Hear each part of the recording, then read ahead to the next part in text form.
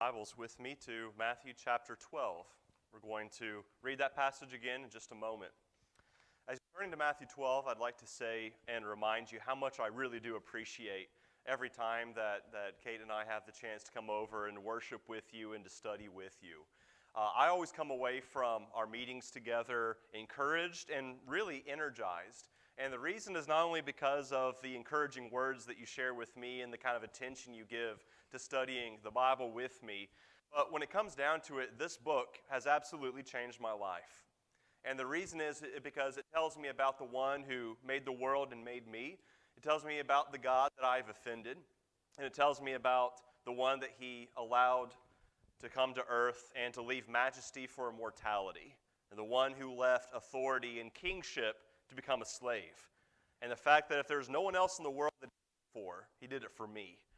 And the fact that this book tells me how I can walk side by side with him and be like him. And that's why I come away energized. I have a chance to read it, to study it, and to share the fruits of it with other people who care about that. And that's something that's special and that I never take for granted. So thank you to the group here. I'd like to begin by reading through Matthew chapter 12. Let's begin in verse 1. At that time, Jesus went through the grain fields on the Sabbath, and as his disciples were hungry, and began to pluck heads of grain and to eat. And when the Pharisees saw it, they said to him, "Look, your disciples are doing what is not lawful to do on the Sabbath." But he said to them, "Have you not read what David did when he was hungry, he and those who were with him? How he entered the house of God and ate the showbread, which was not lawful for him to eat, nor for those who were with him, but only for the priests? Or have you not read in the law that on the Sabbath the priests in the temple profane the Sabbath and are blameless? Yet I say to you that in this place there is one greater than the temple. But if you had known what this means, I desire mercy and not sacrifice, you would not have condemned the guiltless. For the Son of Man is Lord even of the Sabbath."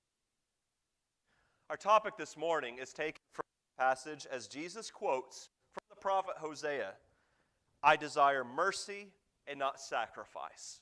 That's what I want to talk with you about this morning. I desire mercy and not sacrifice.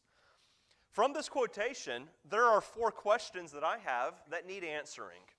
Number 1, why did Jesus quote this? What's the situation, in other words, going on that led Jesus to quote that passage? That's question number 1. Number 2, what was the point that was being made in Hosea's time? Thirdly, is mercy all that God requires of me? As he quotes this prophet, he says, "I desire mercy and not sacrifice." So can I conclude from that sacrifice and ritual is a take it or leave it proposition, and that all that's required of me is mercy? That's our third question. And then fourthly, all of this really comes down to this. What's the lesson for me? And so we want to answer these questions and look at this passage because I believe the objective of our lesson this morning will leave us with 2 benefits. Number 1, helps me to walk closer in step with God and to be more like him, because that's the object of this entire exercise. And secondly, to help me in my relationships with other people. So with that in mind, I'd like for us to consider this passage, this quotation, "I desire mercy and not sacrifice."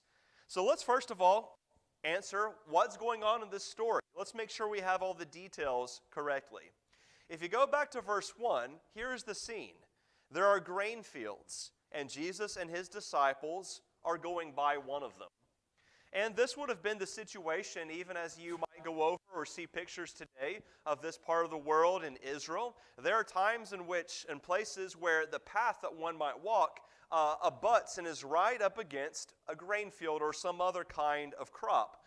And the idea is that on this day, the Sabbath day, they were walking through and they were hungry. And so they reached over and they would pluck an ear of grain. And as Luke tells us, they would rub it in their hands and then they would eat. And what this is doing is separating it from the husk. That is to say, they get then the grain of head, they eat it, and they go on their way. And so with them doing this, notice the Pharisees are observing it. And whether it's on the road or whether it's when they get to the destination, the Pharisees take him to task for it. And I find this interesting. It's the disciples that in their view have transgressed the Sabbath, but it's Jesus who's the one that they're criticizing. And I think that reveals to us really their objective behind all of this. It was not to win a point of theological discussion or of doctrine or interpretation of the law. Their attempt was to discredit Jesus. And this was as good an excuse as any. But notice their complaint. It was not that the disciples were stealing grain or taking something that did not belong to them. Because actually the law said that this very scenario was something that was okay. You might make a note of it in Deuteronomy chapter 23 in verses 24 and 25. The law stated very clearly that when someone was walking along the road and they were hungry, if their neighbor had grapes or they had grain, the law made provision for someone taking what was needed to satisfy the hunger of the moment. Now, you couldn't go in and reap or harvest your neighbor's field. It belonged to them. But the idea is that if you were hungry, you could take enough, you could take a handful and satisfy hunger, blunt the pangs of hunger, and go on your way. And ultimately what this is doing is it's training the people to love neighbor as themselves. It's teaching the people to be like God. God is a provider. He gives. And the people are to view their possessions as blessings for others as well. And the law was to be a discipline in this kind of love and sharing. So what the Pharisees were criticizing the disciples for was not taking things that didn't belong to them. The law allowed for it. What their complaint was is in verse 2. Your disciples are doing what is not lawful to do on the Sabbath. And let's think about this objection for a moment. It is very clear. Everyone understood that the law of Moses, the first 5 books of the Old Testament, the Torah, clearly forbade work being done on the Sabbath. A couple of places you might note, in Exodus chapter 31, in verses 12 through 17, the law clearly stated that they were not to do any manner of work on the Sabbath. And there was a reason that was given there. It's twofold. Number one, the law said the Sabbath was meant to sanctify you.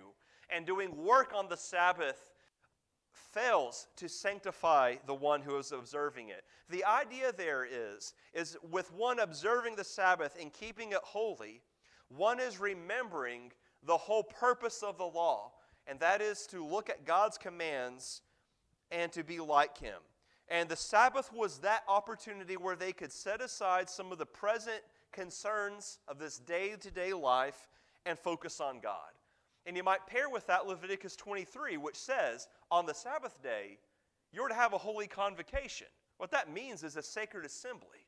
Now, not as a nation, but in their various communities, the law actually commanded them to meet together and have a sacred assembly. And what is a sacred assembly? We're having one right now. It's where people gather together with the sole purpose of meditating upon the law of God and encouraging one another in the performance of the commands of the law of God. That's what the Sabbath was for. But secondly, as Exodus 31 tells us, the Sabbath was not only meant to sanctify, it was meant to be refreshed. It says there that God created the world in 6 days, and on the 7th, He rested and was refreshed. And the idea there is that the Sabbath was not only to be a bridge that would help people get to be like God, the Sabbath was meant to be a refreshing blessing for the people. And that God was instructing them, do no manner of work or labor, and it was meant to be a rest for them. And God meant it. In Numbers chapter 15, the story is told that they found a man who was gathering sticks on the Sabbath. Now, the idea here is not that he was going out in his yard and he was picking up storm damage. He was collecting this either for firewood or for some other form of labor. And so what he was doing here was essentially saying, this command that you've given to us and the blessings that come from this command are not as important to me as doing this thing that I want to do on this day. And so it wasn't the actual act that was so severe, it was the attitude that led to the act. And God's response is, execute him. The Jews took this lesson to heart. They took the Sabbath seriously. And so what the Pharisees are accusing the disciples of is doing work on the Sabbath. Now I want you to think about something here for a moment.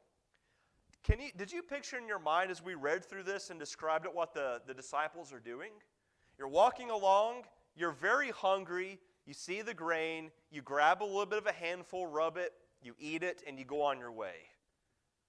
Now, does that sound like work to you? The idea here is that the Pharisees interpreted the action as labor. And you could well see the reasoning process. What if the Pharisee was to corner someone and to say, now look, if you went in your neighbor's field on the Sabbath day and you reaped 10 bushels of grain, now is that labor? Is that work? Is that breaking the Sabbath? Yeah, of course that is. Well, what if you went in their field and you reaped 5 bushels of grain? That sounds like work to me. What if it was just 1 bushel? Well, no, I guess you're not supposed to do that either. Well, what about, 5 handfuls? Is that? You can see their reasoning process of, you're essentially doing labor on the Sabbath.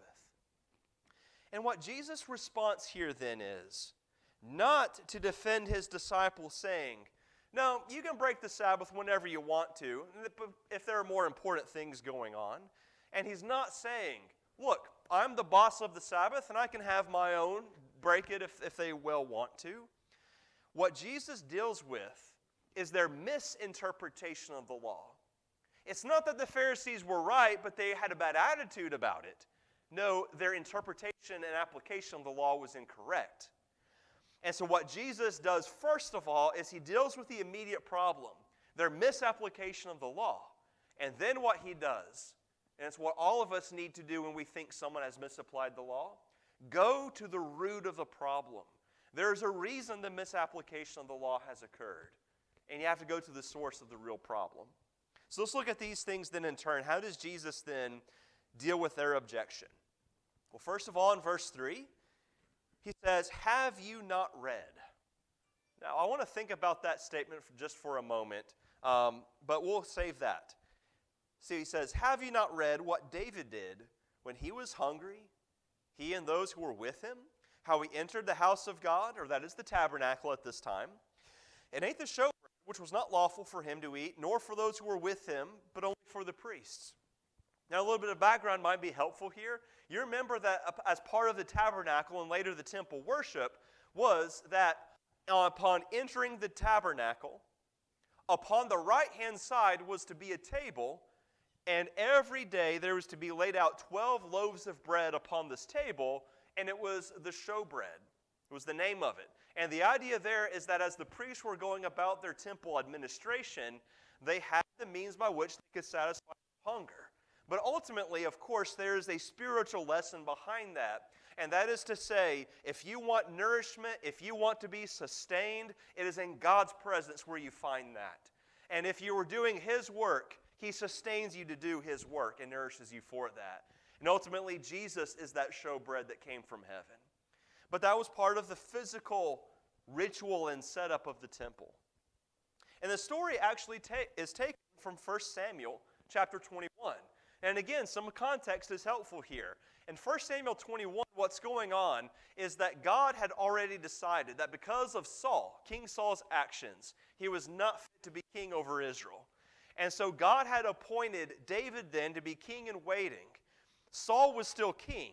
And because of Saul's envy, he was pursuing David and actually seeking to take David's life. David then was a refugee fleeing for his life. He and a group of men were then refugees, and they went to the tabernacle because they were absolutely desperate for their lives. And David goes in, and he asks the high priest, do you have any food here?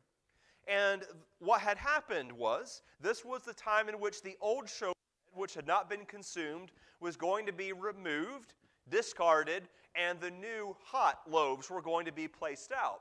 And so then, what was left over was then given to David and to his men so they could eat and they could survive and go about escaping from Saul. Jesus' point here in verse 4 was not that what David and the others did, yeah, they broke the law, but, sometimes you just get in a real tough spot and you can break some laws. That's not the point Jesus is making. Jesus was making this point. You Pharisees approve of what David and the others did here because you understand that there are principles in God's law of mercy, of compassion, loving neighbor as yourself. Even if you have an animal that's stuck in a ditch on the Sabbath, you pull them out and you save the life of an animal, how much more the life of a human being? And so the idea here is it would have been twisting and perverting the law of the showbread to withhold it from these men who needed it in a life or death situation. So again, Jesus is not arguing for the breaking of the law whenever you want to. It's for the correct application of the law of God. But secondly, he says in verse 5, have you not read in the law that on the Sabbath the priest and the temple profane or break the Sabbath and are blameless? And so he goes from a life and death situation to go to a mundane, that is a daily situation. And that is this. It was the job of the priest to offer sacrifices every day.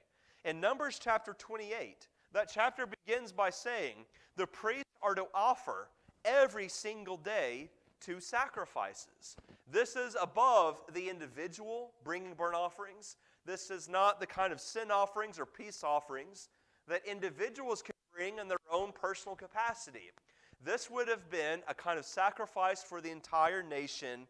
They were to offer a lamb in the morning, a lamb in the evening as a burnt offering every day.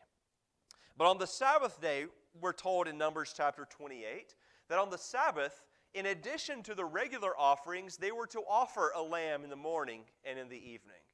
Now think about this for a moment. The priest was to offer, the priest as a group, the sacrifice of a lamb in the morning and the evening on the Sabbath day. No big deal. But if anyone in here, and I know that some have, if you have ever killed an animal, dressed it, prepared it, and then burned it in any kind of capacity, you understand that involves getting your hands dirty. That's a bit of work. And the idea here is that the Sabbath law was this: don't do any labor or work on it. Priests, offer these 2 sacrifices on the Sabbath. And so what Jesus is saying here is, you Pharisees, are you going to criticize the priest for doing this on the Sabbath? The idea here, again, is not, oh, the priest can break the Sabbath and it's okay. No, it's, you have misapplied and interpreted the law. Because the priests have a duty to do, and on the Sabbath they do that duty, even if it appears to an observer as if they were breaking it. And so what Jesus' point here was not that it's fine to break God's law, or that based upon the situation, just kind of let your conscience be your guide and what seems best to you. No, he was saying that the Pharisees were inconsistent in applying the law to the disciples of Jesus in such a manner that they did not apply it in David's case or in the priest's case or any other proper application. And the reason is this: their failure to fully appreciate the purpose of the law. That is to say, the law was a discipline in becoming like God and adopting His characteristics. What this then resulted in, because they failed to understand the purpose of the law, they cultivated an attitude of harshness and of antiseptically clean, sterile judgment of others who did not meet their own self-appointed standards. And so that harshness and attitude led them to misapply the law. As Jesus here claims in verse 6 to be greater than the temple, and then later that He is the Lord of the Sabbath, the idea here is not that He can give permission to those who break the law whenever He wants to. No, He's stating that if anyone fully appreciates the Sabbath law and understands what it means to interpret the law of God, it is me. He is the authority and not the Pharisees.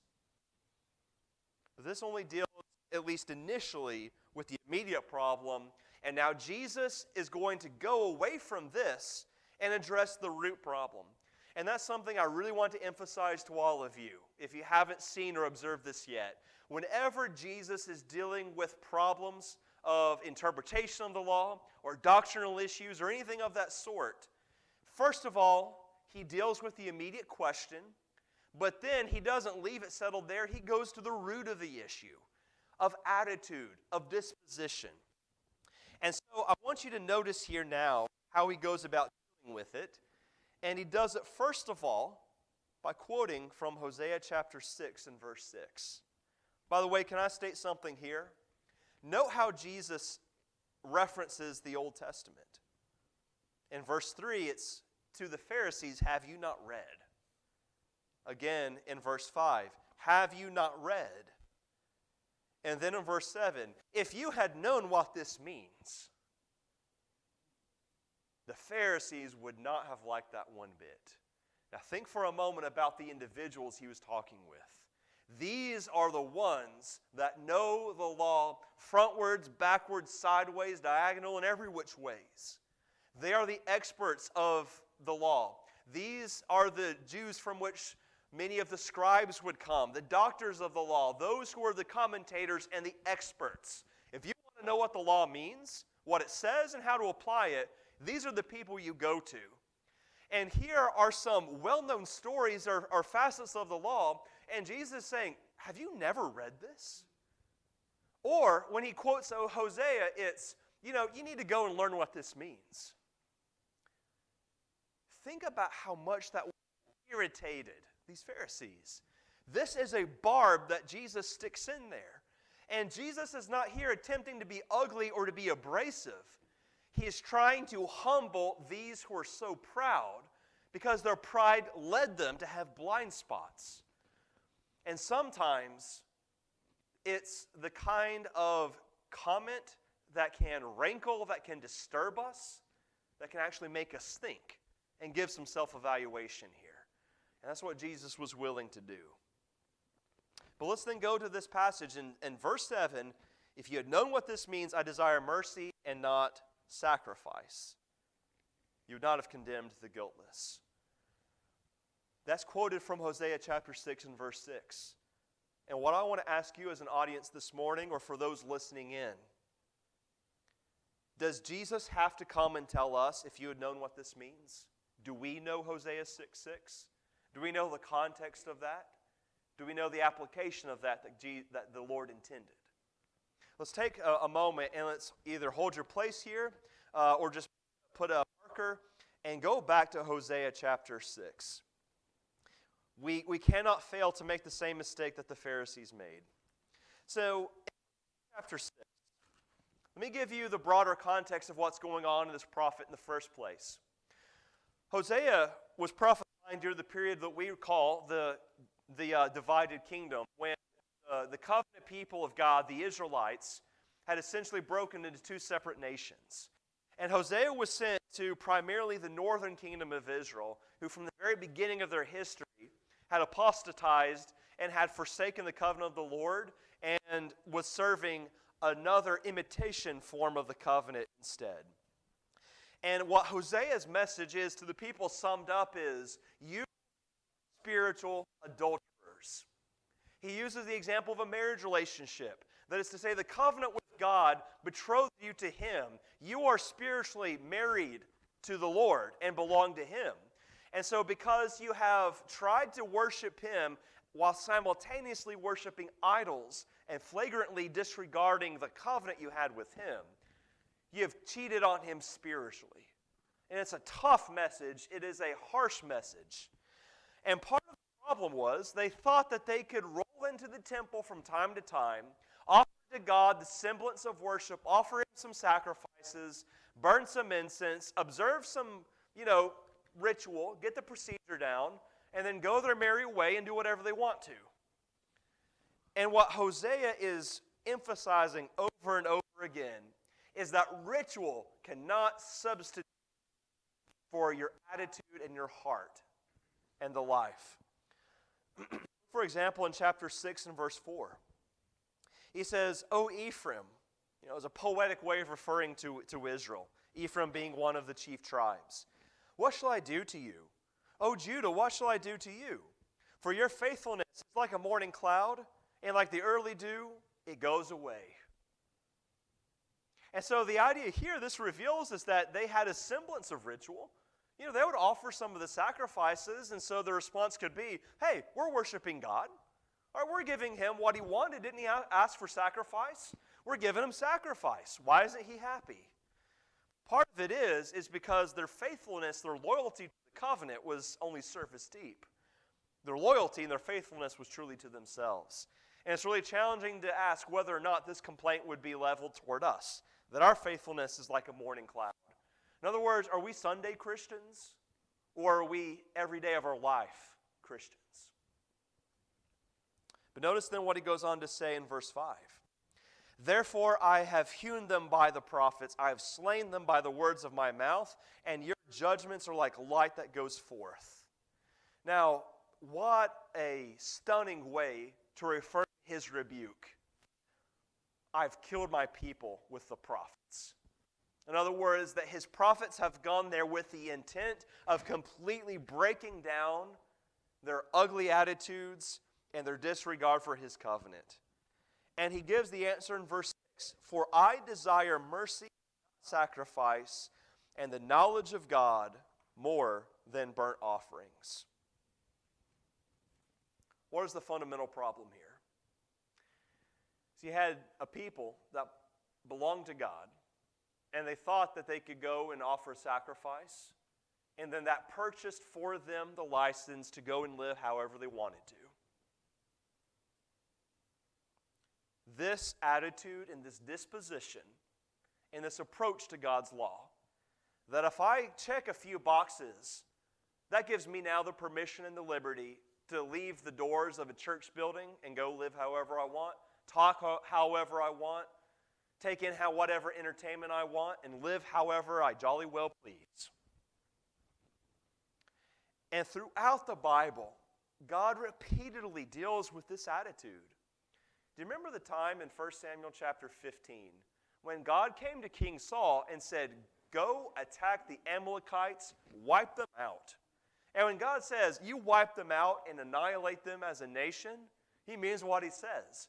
Saul goes, and yet he spares the king, and he allows the people to take some of the spoil of the cattle, which God said, no, this is to be regarded as a sacrifice that you're consuming for me.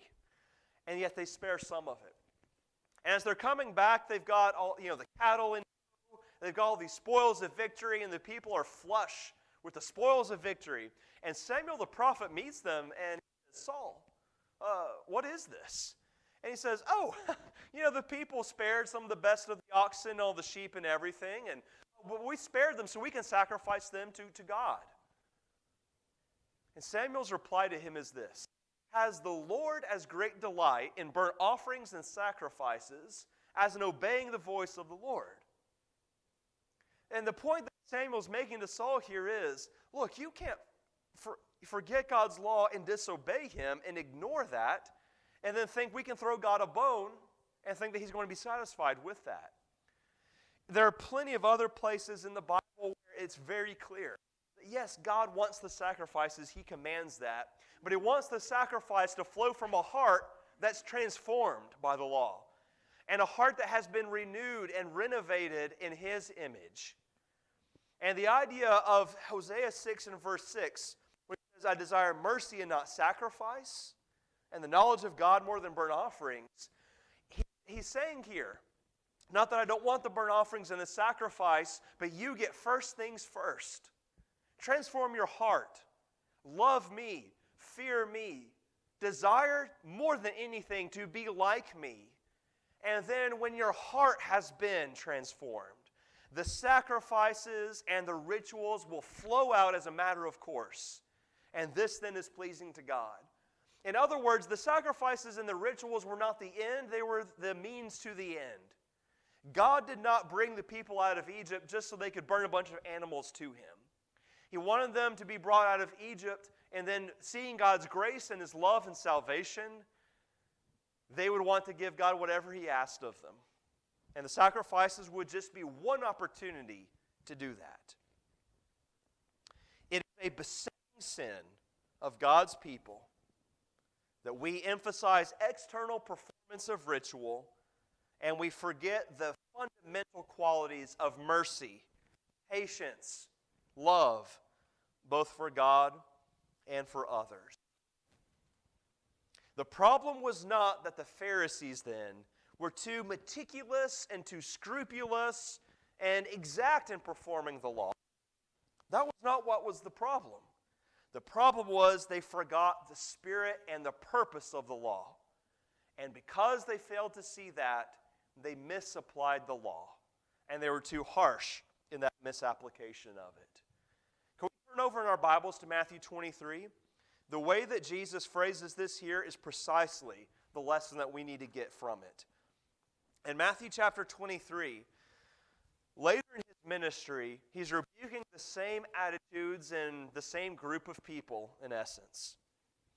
Look what he says to the Pharisees and the doctors of the law in Matthew 23, verse 23. Woe to you, scribes and Pharisees, hypocrites! For you pay tithe of mint and anise and cumin, and have neglected the weightier matters of the law, justice and mercy and faith. These you ought to have done without leaving the others undone. That is it precisely. The law in its minutia, in its fine print, in its details, God has never given permission for people to take that carelessly. And I want to emphasize that. God has never emphasized that, no, those little details, take it or leave it, just get the big stuff right. That's not what Jesus said here. He said, you don't want to leave these other things undone, but he says, you get first things first. You understand the purpose of the law and its role in your life and in your interactions with others. And once you get that fundamental attitude, you read the law through that lens. And the idea here is that everything I read from this book, I'm to be reading it through the lens of grace, mercy, patience, love. First to God and first to others. And if I'm reading it through that filter, I will be much less likely to misapply it in harshness toward others. So what's the first lesson we need to get from it? Just because you roll in here on a Sunday and you put some bread in your mouth and wet your tongue with some grape juice, that does not give us permission to leave these doors and forget who we are. It doesn't give us the permission, if we see the smallest of transgressions by someone else, to go skin them alive in person or on social media. It does not give us the permission to become the judge and executor of our fellow man. There are two ways in which we can sin in the way the Pharisees did. Now I want to be more specific with the kind of thing I'm talking about. One is a situation in which we observe someone's behavior or actions and we attack them and accuse them of wrongdoing when actually they're right and they've done nothing wrong. And that's the situation of the Pharisees here. They observed behavior, they identified this as incorrect, and almost like a seek and destroy missile, they went to immediately criticize and to attack. And they were wrong. I'd like for us to read a proverb and to think about its application in this setting. Look over to Proverbs chapter 18. Proverbs 18. How can we avoid this first mistake that the Pharisees did of jumping to judgment, being critical harshly, and then finding out that we were the ones who were wrong? How can we avoid doing that? Look in Proverbs 18 and verse 13. He who answers a matter before he hears it, it is folly and shame to him. I'll tell you, we live in a world that does that. And the biggest culprit of it, Twitter, Facebook. This is the mob with pitchforks and torches of our time. We hear just a few smattering of details and then boom, we're off to the races. And let's get our judgment out there and let's execute the sentence as fast as we can. And sometimes the Lord's people can act like that, and we can treat each other like that and treat other people in the world like that who don't know the Lord yet. So what's the answer to that? Number one is we need to remember that in every circumstance where we think wrongdoing has been done and we feel that we have a responsibility, which is not incorrect, to help others walk in the way that God has asked us to, the first thing we need to do is, do I have the facts straight? And is it my business to wade into this? And of course, there are circumstances in which, yes, we are to be essentially watchmen to help others and not let others just walk off the cliff without saying anything. So there are circumstances in which it's good to speak up. But do I have the facts straight? Are there maybe circumstances that I'm not aware of? Are there other situations that maybe I've not taken into account? Maybe there are reasons that someone acted in a certain way and I'm not privy to them, and yet I judge them as if there was no excuse. And so I need to be careful and heed this proverb before harshly attacking someone when they are right. But secondly, there are times in which, separate from what we saw in Matthew 12, in that, yes, we can demonstrate beyond a shadow of a doubt someone has done something wrong, and out of zeal and devotion to God, we feel that we want to help this person, and it's because we love them. We want to care for them, and we don't want them to go down a road they should not go, and so we want to say something to them by way of correction. We also, in these situations, need to remember the qualities of love and kindness and patience. Now, there are certain circumstances in which we could say, here's a spiritual emergency. And you can see examples of that in the New Testament. Do you remember the time in Galatians chapter 2 where Paul writes that I had to withstand Peter and rebuke him to his face in front of the whole church? And it's because in this circumstance, what Peter was doing in his hypocrisy as a leader was going to lead people astray, and it was going to undo an immense amount of work that the apostles had done to correct this spiritual problem. And so Paul, he confronted Peter to his face. And there are other circumstances, like in the book of Jude. At the end of that letter, we're told some people snatched them out of the fire. And so there's a time where we need to say there needs to be decisive action taken before souls are at stake.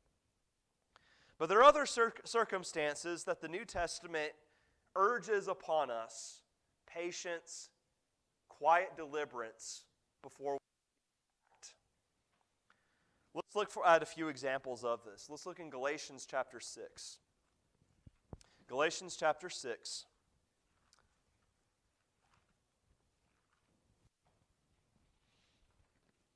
In verse 1 it says, "Brethren, if a man is overtaken in any trespass, you who are spiritual, restore such a one in a spirit of gentleness, considering yourself, lest you also be tempted."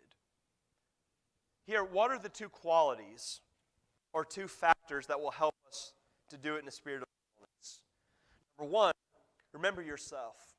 Remember that you are a frail human being and that you yourself have made mistakes in the past. And I have found that whenever I've realized that maybe here's a situation in which I've got to speak up and say something, whenever I've stopped to think, I've done that very thing before. Or there's someone I love dearly, and they've done that very same thing. It's really hard to roll in there like the new sheriff in town with guns blazing in that circumstance. But also, too, notice what he says, "Brethren, you who are spiritual, restore." It's the work of a spiritually minded person. And it's a brother in Christ, a sister in Christ that we're worried about. Also think about what's said in 1 Thessalonians chapter 5. 1 Thessalonians 5.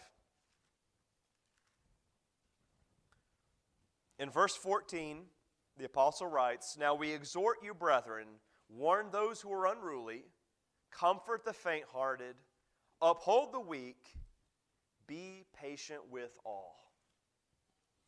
And I would have to say that if the Pharisees had worried more about love your neighbor as yourself than splitting all the hairs of every single law in such a harsh way, and if they had had a little bit of patience that had been cultivated from the law, maybe they wouldn't have applied the law incorrectly. And that can be the same for us. And I'd like to close with this passage. Can we go over to Matthew chapter 7? Look at Matthew chapter 7, and I want to read the first couple of verses with you. "Judge not that you be not judged. For with what judgment you judge, you will be judged, and with the measure you use, it will be measured back to you. You know, sometimes this passage gets a bad rap. Don't judge. The Bible says don't judge. You know, no one believes that, actually. No one really believes that. Even people who quote the passage and apply it in any circumstance, they really don't believe it. Because if someone says to me, hey, don't judge, the Bible says don't judge, you know what you're doing? You're judging me. You're criticizing me. You're judging me. No one believes that it really means to judge. Who it applies to and who it doesn't. Because it never applies to me. It always applies to the other. And the truth of the matter is, you read through this entire chapter, and there are a lot of moments of judgment. Don't give what's holy to the dogs.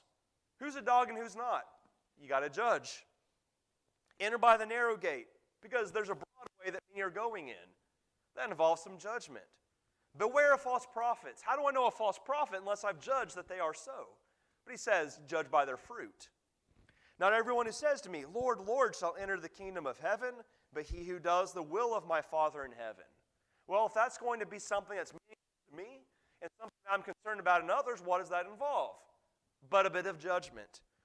And so the idea here is not that don't ever criticize someone else, because everyone understands that's not the meaning, because no one treats it as if it is such. But what's the meaning? It is that if we judge in a hypocritical way, in an overly harsh way, whether we got the box checked or misapplied it, if we judge hypocritically, harshly, then we can't complain when someone else criticizes us harshly. And we don't have any room to complain if that's how God judges me. Before you approach someone to correct them, don't forget, I desire mercy and not sacrifice.